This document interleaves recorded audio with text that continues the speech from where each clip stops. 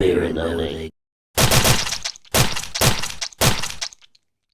A woman visits every Michigan brewery, six-pack rings you can eat, getting drunk as shit at downtown Disney, and business moves for private equity firms. What beer pairs with these stories? Stick around and find out.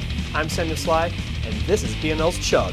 You're watching Beer and Loathing's Chug, the best source for beer stories that may or may not have pissed you off last week. These are the stories that got shuffled under the rug or have been covered to death on the internet by everyone else and leaves their final send-off, Beer and Loathing style. We stir up that outrage one last time so you can get good and pissed off and move on to the new shit that'll piss you off this week. It turns out a teardrop camper, over 12,000 miles, a bit of pneumonia, and one severed finger is all it takes to visit every Michigan brewery in a year. Now, this self-funded trip brought Emily Bennett to 323 breweries and found her sampling 633 beers during 2017.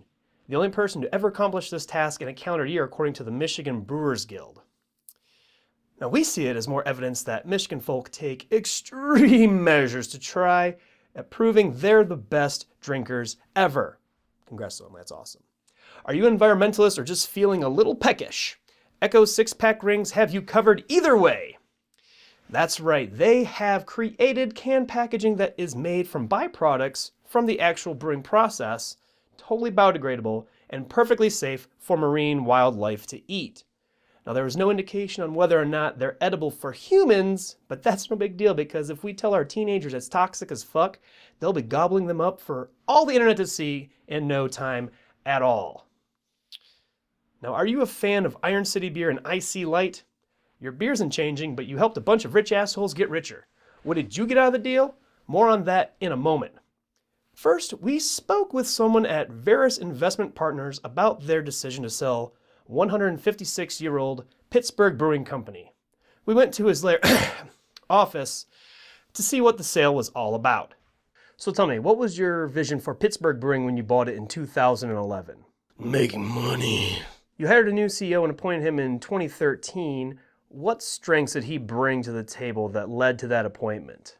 Making money. So what results did you see at the brewery after adding that new CEO? Money. Okay. So why sell now? Oh, fucking truckload of money. Thank you. You've been very helpful. Compelling interview. So what did all you fans of Iron City Beer get from this deal while the Veris execs got paid? Nothing. You funded that shit. Now finally, does Mickey Mouse seem like a craft beer geek to you? More like craft beer's squeak, am I right? You may be able to find out soon, as Ballast Point will be opening a new location in Orange County's downtown Disney. Yes, my LOL moment here was when Ballast Point's president referred to the brewery as small. Sure, big-ass corporate Disney didn't have any motives to work with a corporate shill brewery owned by one of the biggest-assed beer conglomerates in the world. Sure. Thanks for watching. This week's Chug and the Mess of Stories pairs perfectly with a double IPA from Seventh Son Brewing in Columbus, Ohio. Can't wait to drink this while I'm out of breath.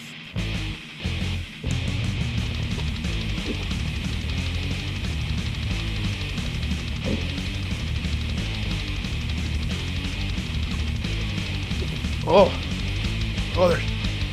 there's malts, piney, bitter, tropic, foam, and caramel. Those are 6 words I'd use to describe that beer. Anyway, I'll come back next week to see what pissed you off this week.